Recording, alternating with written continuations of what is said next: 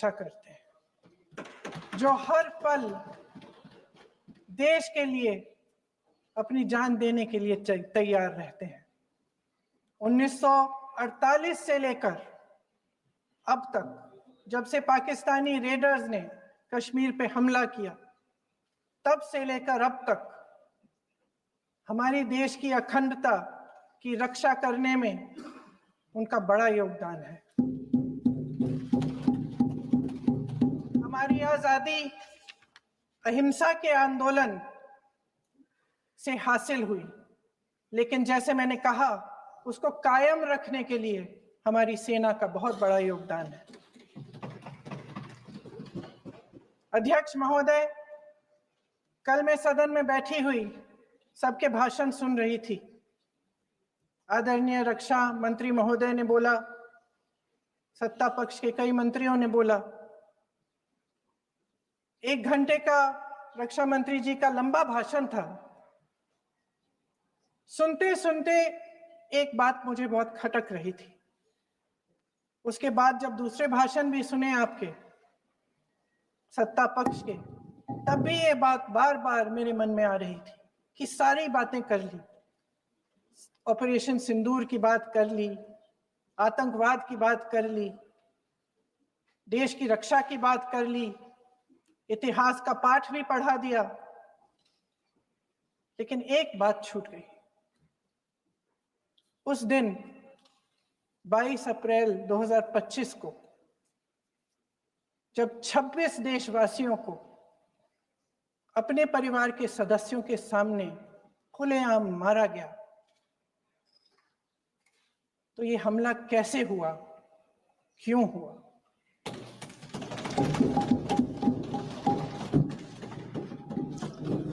अध्यक्ष महोदय, ये लोग बैसारन वैली में, पहलगाम के पास कश्मीर में क्या कर रहे थे? आजकल पब्लिसिटी का दौर है, प्रचार का जमाना है। कुछ समय से हमारी सरकार ये प्रचार कर रही थी कि कश्मीर में आतंकवाद खत्म हो गया है, कि कश्मीर में शांति है, अमन चैन है। प्रधानमंत्री जी ने खूब भाषण दिए, देशवासियों को कहा कि चलिए कश्मीर चलिए, सैर करिए। कई बार मैंने ये भी देखा मीडिया पर, टीवी पर, कि कश्मीर जाइए, जमीन खरीदिए, अब वहां अमन चैन है, शांति का वातावरण है। इसी बीच शुभम द्विवेदी, एक कानपुर के नौजवान, और उनके पूरे परिवार ने तय किया कि वो कश्मीर जाएंगे। शुभम द्विवेदी की 6 महीने पहले शादी हुई थी। उसकी पत्नी ने कहा कि उनके बीच एक ऐसा रिश्ता था, प्रेम और दोस्ती का ऐसा रिश्ता था, कि वो एक दूसरे को बच्चों की तरह हंसाते थे। सोशल मीडिया पर एक वीडियो भी जारी है जिसमें पूरा परिवार एक साथ बैठा हुआ ताश खेल रहा है और ऐसे हंस रहे हैं, ऐसे हंस रहे हैं कि उस वीडियो को देख के किसी का भी दिल टूट जाए कि इस परिवार को इस तरह से उजड़ने क्यों दिया हमने। 22 अप्रैल 2025 को बैसारन वैली में मौसम का मिजाज अच्छा था। जैसे हर रोज लगातार 1000 से 1500 लोग वहां पहुंचते थे, उसी तरह से उस दिन भी तमाम पर्यटक वहां पहुंचे। वहां का रास्ता आसान नहीं है अध्यक्ष महोदय जी, जंगल से जाना पड़ता है, पहाड़ों के बीच जाना पड़ता है, घोड़े से जाना पड़ता है। ये परिवार वहां पहुंचे, मौसम सुहाना था, उनके बच्चे ट्रैम्पोलिन पे खेल रहे थे, कोई जिपलाइन कर रहा था, कोई चाय पी रहा था, तो कोई कश्मीर की सुंदर वादियों की ठंडी हवा का मजा ले रहा था। शुभम अपनी पत्नी के साथ एक स्टॉल पे खड़े थे। तभी अचानक 4 आतंकवादी जंगल में से निकलते हैं और शुभम को वहीं अपनी पत्नी के सामने मार डालते हैं। उसके बाद वे वहां से पूरे वैली में 1 घंटे के लिए लोगों को चुन चुन कर मारते हैं। किसी के पति को अपनी पत्नी के आंखों के सामने, किसी के पिता को अपने बेटे के सामने चुन चुन कर 26 लोगों को मार डालते हैं। शुभम की पत्नी घबराकर वहां से भागने की कोशिश करती है, अपनी जान बचाने के लिए जंगल की तरफ दौड़ती है। वहां पता चलता है कि तमाम लोग जंगल की तरफ दौड़े हैं और अपनी जान बचाने की कोशिश कर रहे हैं। कोई अपने बेटे का हाथ पकड़ के पहाड़ों पर घसीटता हुआ जा रहा है, कोई कश्मीरी घोड़े वालों और गाइडों की मदद लेते हुए चले जा रहा है। कोई रास्ता नहीं है, कोई तरीका नहीं है, लेकिन किसी न किसी तरह से शुभम की पत्नी के शब्दों में किसी ऐसी शक्ति ने हमको बचा कर रखा कि हमें किसी न किसी तरह से हम अकेले नीचे पहुंचे। और मैं उनके लफ्ज पढ़ना चाहती हूं, क्योंकि उन्होंने कहा कि इस पूरे समय जब 1 घंटे के लिए चुन चुन कर भारतीय नागरिकों को मारा जा रहा था, इस पूरे समय उसे एक सुरक्षाकर्मी नहीं दिखा, एक सैनिक नहीं दिखा।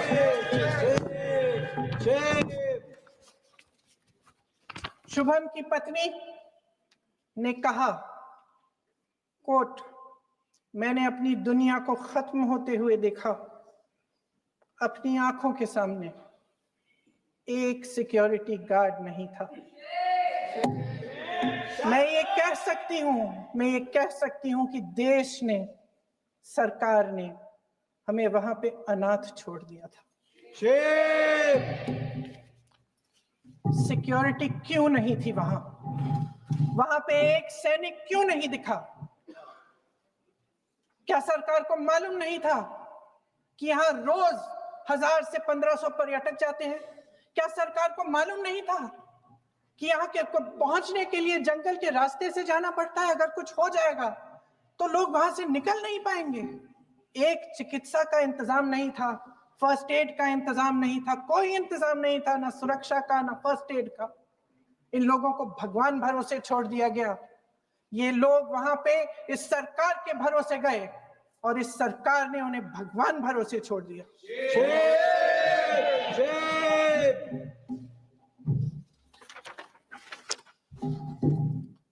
मैं पूछना चाहती हूं, ये किसकी जिम्मेदारी थी? इस देश के नागरिकों की सुरक्षा की जिम्मेदारी किसकी है? क्या इस देश के प्रधानमंत्री की नहीं है? क्या इस देश के गृह मंत्री की नहीं है? क्या इस देश के रक्षा मंत्री की नहीं है? क्या एनएसए की नहीं है? अध्यक्ष महोदय, पहलगाम हमले से सिर्फ 2 हफ्ते पहले हमारे गृह मंत्री महोदय जी कश्मीर गए थे। किस लिए गए थे? जो सुरक्षा की व्यवस्था है इसको देखने के लिए गए थे, इसको रिव्यू करने के लिए गए थे।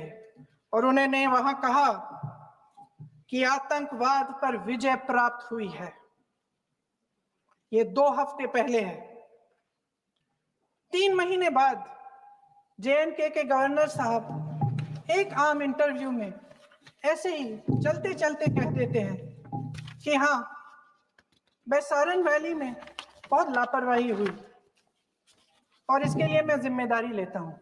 ऐसे ही चलते चलते, और वो बात होती है, खत्म भी वहां होती है और वहीं खत्म हो जाती है।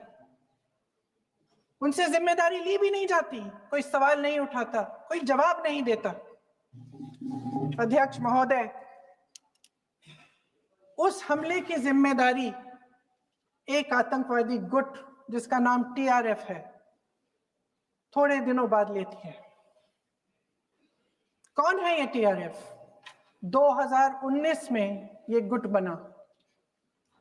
2020 में इसने कश्मीर में आतंकवाद का काम शुरू कर दिया और अप्रैल 2020 से लेकर 22 अप्रैल 2025 तक इन्होंने 25 आतंकवादी हमले किए।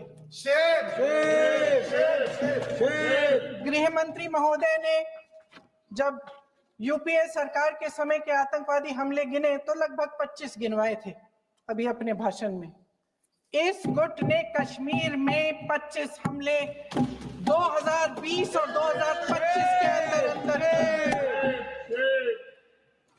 एक पूरी लिस्ट है इन हमलों की। मेरे पास इतना समय नहीं है इसलिए मैं एक एक को नहीं पढ़ना चाहती, लेकिन मैं इतना कहूंगी कि इनमें रियासी का हमला भी था 2024 का, जिसमें 9 लोग मारे गए और 41 लोग घायल हुए। कुल मिलाकर 2020 से लेकर 22 अप्रैल 2025 तक टीआरएफ ने 41 सेना और सुरक्षा कर्मियों की हत्या की, 27 सिविलियन की हत्या की और 54 लोगों को घायल किया था। भारत सरकार ने टीआरएफ को आतंकवादी संगठन का दर्जा कब दिया? 2020 में दिया, 2021 में दिया, 2022 में दिया, 2023 में दिया। 3 साल बाद, 3 सालों के लिए ये आतंकवादी गतिविधियां कर रहे हैं और आप इनको आतंकवादी संगठन तब कहते हैं 2023 में। इसकी क्या वजह थी? ये सब सरकार के संज्ञान में था और आप मुझे बताना चाहते हैं, सत्ता पक्ष के नेता बताना चाहते हैं कि ये सब आपके संज्ञान में था, लेकिन कोई भी एक ऐसी एजेंसी नहीं है हमारी सरकार की जिसको पता चला कि ऐसा हमला, ऐसा भयानक हमला होने जा रहा है हमारे देश में, कि पाकिस्तान में बैठे हुए इस हमले की योजना बन रही है कि हम भारत जाके हैवानियत करेंगे, 26 लोगों को मार डालेंगे और हमें पता ही नहीं है। क्या ये हमारी एजेंसियों की विफलता है कि नहीं है? ये बहुत बड़ी विफलता है, एक बहुत बड़ी विफलता है। जानते थे कि ये गुट है, जानते थे कि 5 सालों से ये आतंकवादी हमले कर रहा है, अध्यापकों को मारा, आर्मी के बड़े बड़े अफसरों को मारा, आम जनता को मार डाला, पुलिस वालों को मार डाला, और आप इन पे निगरानी नहीं रख रहे थे। और ये जो एजेंसियां हैं, इनकी जिम्मेदारी कौन लेगा? क्या आईबी चीफ ने अपना इस्तीफा दिया? क्या किसी ने इस्तीफा दिया? गृह मंत्री जी के कार्य क्षेत्र में आता है इंटेलिजेंस ब्यूरो। क्या गृह मंत्री जी ने इस्तीफा दिया? इस्तीफा छोड़िए, जिम्मेदारी ली।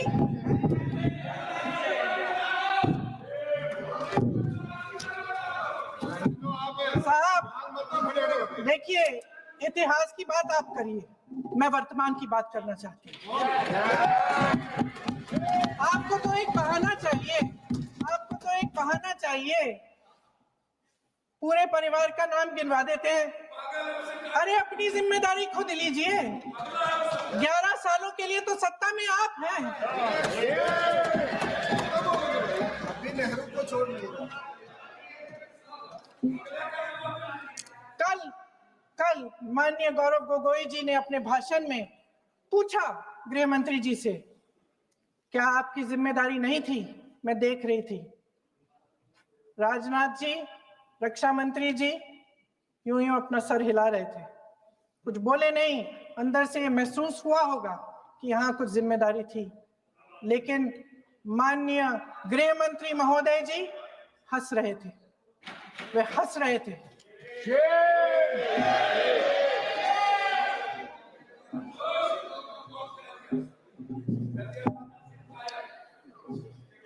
अध्यक्ष महोदय, कल सत्ता पक्ष और आज भी सत्ता पक्ष के नेताओं ने 2008 के मुंबई के हमलों का जिक्र किया, बार बार कहा कि मनमोहन सिंह जी की सरकार ने कुछ नहीं किया।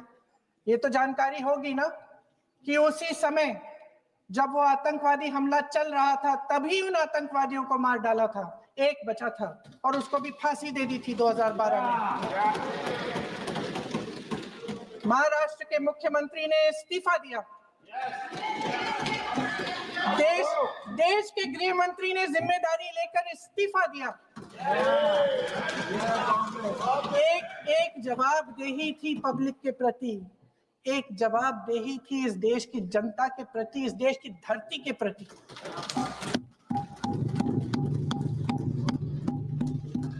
राजनाथ जी,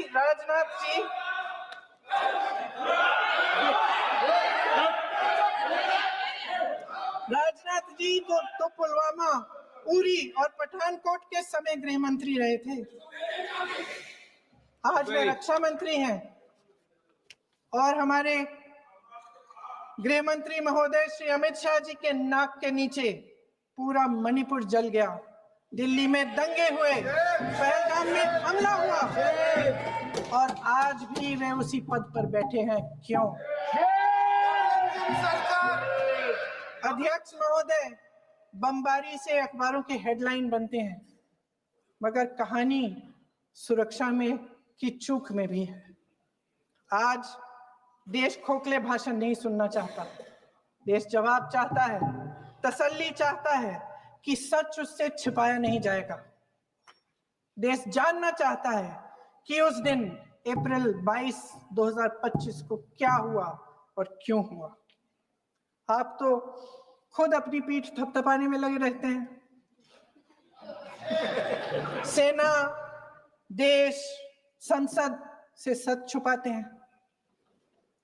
ऑपरेशन सिंदूर जब शुरू हुआ, हम सब ने समर्थन किया, सब एकजुट होकर खड़े हो गए इस देश के लिए। दोबारा होगा, दोबारा खड़े हो जाएंगे। अगर हमारे देश पे हमला होता है तो यहाँ इस सदन में किसी भी पार्टी का हो, कोई भी हो, सब आपका समर्थन करेंगे। और हमें अपनी सेना पर गर्व है कि उन्होंने इस बार भी दृढ़ता से लड़ाई लड़ी, धैर्य से लड़ाई लड़ी, वीरता से लड़ाई लड़ी। लेकिन इस ऑपरेशन का सिंदूर का क्रेडिट, उसका श्रेय तो हमारे प्रधानमंत्री जी चाहते हैं। सही भी है, ठीक है, सही है, श्रेय ले। ओलंपिक्स में हमारा मेडल आता है, उसका भी श्रेय लेते हैं। लेकिन सिर्फ श्रेय लेने से नहीं होता नेतृत्व, जिम्मेदारी भी लेनी पड़ती है।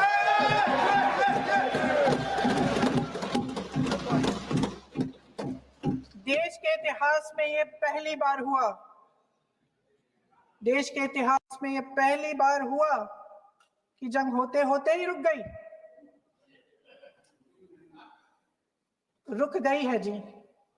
और इस रुकावट का ऐलान हमारी सरकार, हमारी सेना नहीं करती, अमेरिका के प्रेसिडेंट करते हैं, अमेरिका के राष्ट्रपति करते हैं। ये हमारे प्रधानमंत्री महोदय की गैर जिम्मेदारी का सबसे बड़ा प्रतीक है। आज गृह मंत्री जी ने इस बात पर उल्लेख किया। उन्होंने कहा, उनके शब्दों में उन्होंने कहा कि पाकिस्तान के पास शरण में आने के बजाय कोई चारा ही नहीं था। आपने शरण दिया क्यों? वो आते हैं आपके देश के अंदर, लोगों को मार डालते हैं और आप उनको शरण दे रहे हैं। क्यों दिया शरण? इसका जवाब क्यों नहीं दिया एक भी भाषण में?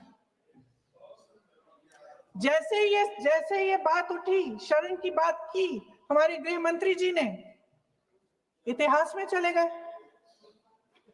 नेहरू ने क्या किया, इंदिरा गांधी ने क्या किया, यहां तक कि मेरी मां के आंसुओं तक चले गए। लेकिन इस सवाल का जवाब नहीं दिया कि ये सीज फायर हुआ क्यों, ये जंग रुका क्यों, और तब क्यों रुका जब दुश्मन के पास कोई चारा नहीं था हमारे श्रेय में आने के बजाय। क्यों रुका ये जंग? इसका जवाब नहीं दिया। धन्यवाद। आप देंगे?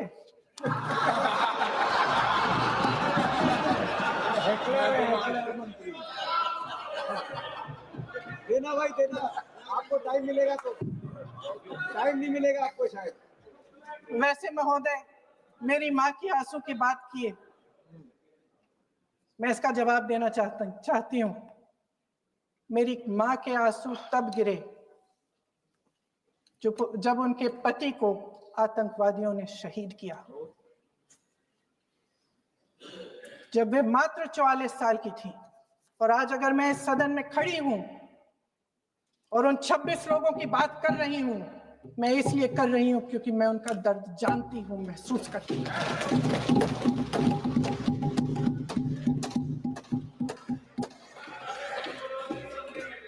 अध्यक्ष महोदय, मैंने कहा कि देश का नेतृत्व सिर्फ उपलब्धियों का श्रेय लेने से मजबूत नहीं होता।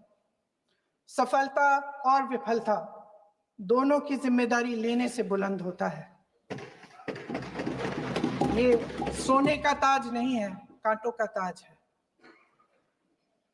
अध्यक्ष महोदय, जब सरकार झूठी और कायर हो तो वे बहादुर से बहादुर सेना के साहस और पराक्रम को भी कमजोर कर देती है। देश को प्रतिशोध के साथ साथ सबके प्राणों की रक्षा का प्रण चाहिए। सेना की शक्ति के साथ सरकार की सच्चाई भी चाहिए।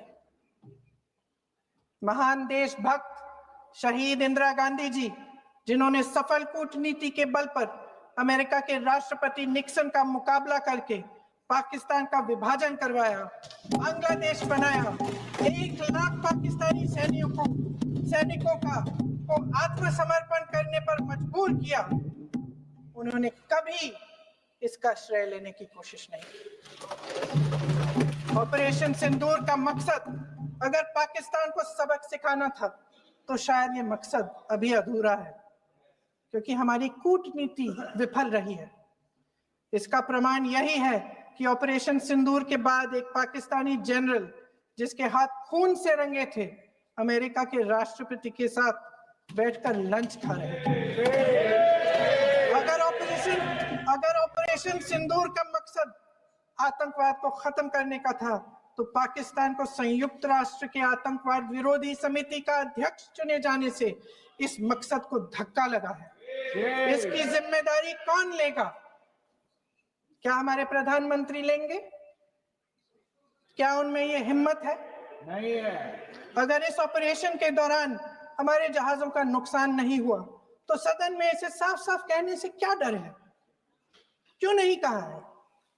कल भी रक्षा मंत्री जी ने कहा कि हमारे इंफ्रास्ट्रक्चर का नुकसान नहीं हुआ, तो जहाजों के बारे में भी बता दें, साफ साफ बता दें, क्या हर्ज है?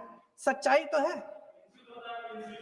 सवालों से बचने के लिए ये सरकार हमेशा प्रयास करती है। इसकी राजनीतिक कायरता बेमिसाल है।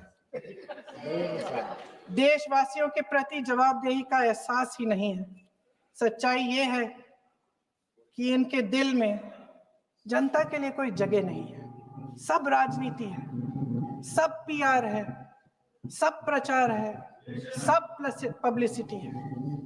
देश की जनता के लिए आपके हृदय में कुछ नहीं रहा। बहुत समय हो गया है आप इस प्रचार में ही लिप्त हैं, जनता को देख नहीं पा रहे हैं।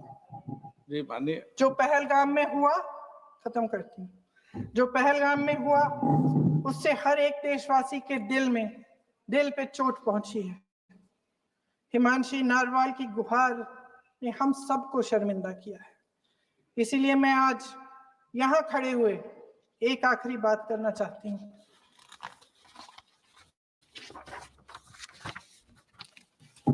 इस सदन में लगभग सभी के पास सुरक्षा है, सुरक्षा की व्यवस्था है।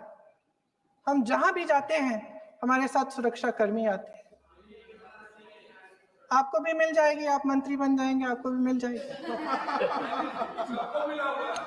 मैं मजाक की बात नहीं कर रही हूँ, थोड़ा सा धैर्य रखिए। उस दिन पहलगाम में 26 परिवार उजड़ गए। 26 लोगों को अपने परिवार के सदस्य के सामने मारा गया। 26 बेटे, पति, पिता गुजर गए। उनमें से 25 भारतीय थे।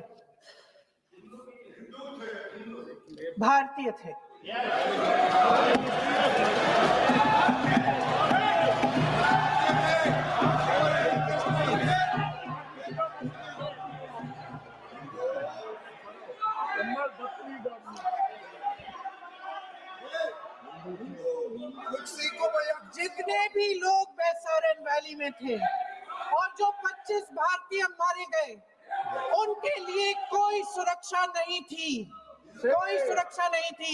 आप कितने भी ऑपरेशन कर डालें, आप इस सच्चाई के पीछे छुप नहीं सकते, इसे नकार नहीं सकते। आपने उनको सुरक्षित नहीं किया। कोई शर्म नहीं है, कोई शर्म नहीं है, कोई शर्म नहीं है और ना कभी होगी। सुन लीजिए, सुबह भी मैं शिव मंत्र बोल के आई हूं। इनको क्या पता शिव मंत्र क्या है? शिव मंत्र इनका खत्म कर लूं अपना भाषण। शिव मंत्र। मैं एक बार उन 25 भारतीयों के चुप रही। मैं एक बार उन 25 भारतीयों के नाम इस सदन में पढ़ना चाहती हूं, ताकि यहां बैठे हर सदस्य को यह एहसास हो कि वे भी हमारी तरह इंसान थे, किसी राजनीतिक बिसात के मोहरे नहीं थे। वे भी इस देश के बेटे थे, वे भी इस देश के शहीद हैं। उनके परिजनों के प्रति हम सब की जवाबदेही बनती है। उन्हें सच्चाई जानने का हक है। समीर गुहा भारतीय, बिट्टन अधिकारी, मनीष रंजन, हेमंत सुहास जोशी, विनय नारवाल, सुशील नथनियल, अब्दुल श्रीकांत मोने, सैयद आदिल हुसैन शाह, वानी, रामचंद्रन, संजय लक्ष्मण लेले, माननीय प्लीज। दिनेश अग्रवाल, दिलीप दिल से, प्रशांत कुमार सतपति, JS चंद्रमौली, अब आप बोलिए, अब आराम से। JS चंद्रमौली, यतीश परमार, S मधुसूदन राव, माननीय सदस्य, नारेबाजी का सदन नहीं है। शैलेश कलाटिया, ये तरीका ठीक नहीं है आपका। भूषण, मंजुनाथ राव, कौस्तभ गणबोते, शुभम द्विवेदी। जय हिंद।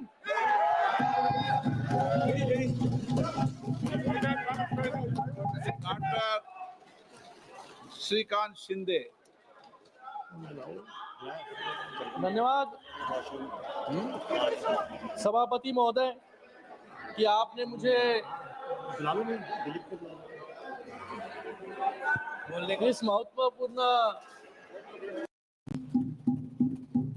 हमारी आजादी अहिंसा के आंदोलन से हासिल हुई, लेकिन जैसे मैंने कहा, उसको कायम रखने के लिए हमारी सेना का बहुत बड़ा योगदान है।